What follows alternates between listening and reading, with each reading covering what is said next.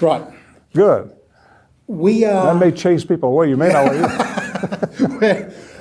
First off, I've got to say, on behalf of all of us, condolences. We're about 5 days away, by my calculations. He died on the 21st. Yeah.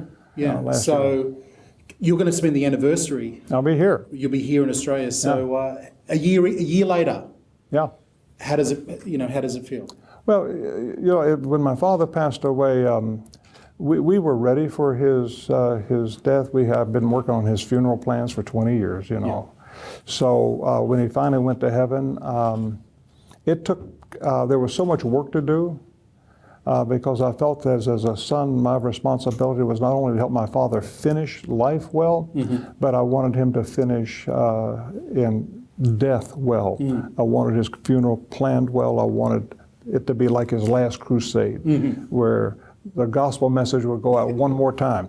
So that's what we worked on. And it was really probably several months later that I really began to have a chance to mourn because you're so busy dealing with just issues that you don't have time to really think about it. It's not until you get quiet and have a chance to reflect.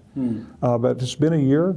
The last time I visited my father was about 3 days before his death. I would go every Sunday if I was home, and my home was about 90 miles away from my father. I would drive over and have lunch with him or just go in the afternoon and talk to him. And the last year, the last 2 years, he didn't say much. He got very quiet. His mind was still good, but he just didn't say anything. So that last day I was with him, I noticed his hand was kind of shaking a little bit. I said, "Daddy, are you cold?" And he went, So, he's cold, okay. So I went and I got another blanket and put it around him, and after a few minutes, his hand quit shaking. He went to sleep, and I said, "Well, Daddy, I'm going to Texas tomorrow, and I'll be down there all week." But I said, "I'll be back here next Sunday." And I was there next Sunday, but he wasn't. Yeah. That's, well, we appreciate you being here on the anniversary, of your father's death. Something that was really important to your dad throughout all of his crusades, and you've carried on the tradition, is music. Acknowledging the attraction of great music. Sure. What role has Christian music played in your life? Well, first of all, I mean, I think, like most people, I enjoy music. And of course, Christian music. We all have kind of our favorite artists, but I've been impacted a lot by Michael W. Smith. He's been a friend, and I love his music. He's a great writer. And here with me in Australia, I've got Crowder with me. And I got to know Crowder last year, and we traveled, or the year before last, we traveled together. And he's just a phenomenal guy. He's just got his own style, and he's just a good guy. And we've got Planet Shakers. First time I've worked with them. Wonderful group. Really like them, and they're young, and they just got so much energy and just power when they sing. I love their lyrics. This is a good group of guys and gals. And I've got Dennis Agajane. He's been working with me now for over 30 years. But music has played not only a big part in our ministry, but it's I think for all of us, it's music sometimes helps settle our soul.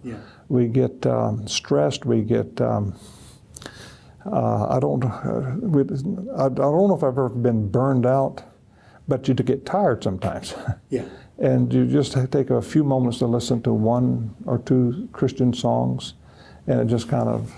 So I'm going to put you on the spot. What songs have helped you? What songs have spoken to you over the years? It's not one song, it's just many songs. I think God uses different ones. And not all of them are by what you would call Christian artists.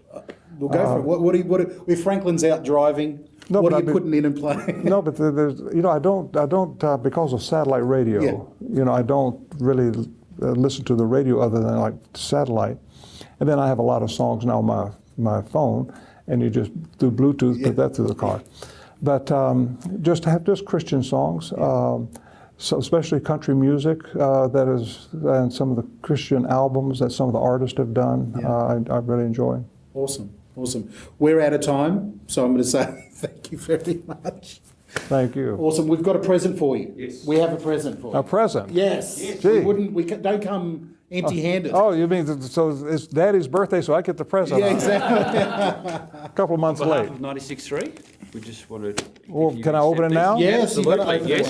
now. You know, my wife always peels the paper. I You just, can rip it. Just rip it.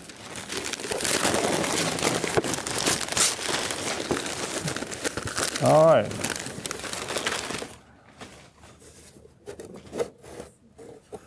Exciting. Not a snake in there. is there? Look at that, a glass boomerang. Look at that, that's awesome.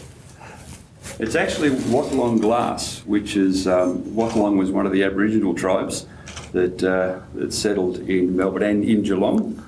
Wow, Before the that's white cool. settlers. That's Open up, beautiful. Frank, like you're gonna throw it. But don't. So, Well, thank So can you. we just get together, the three of us, yeah. very quickly? You stay right here, Danny. Here, let me get up. But let's.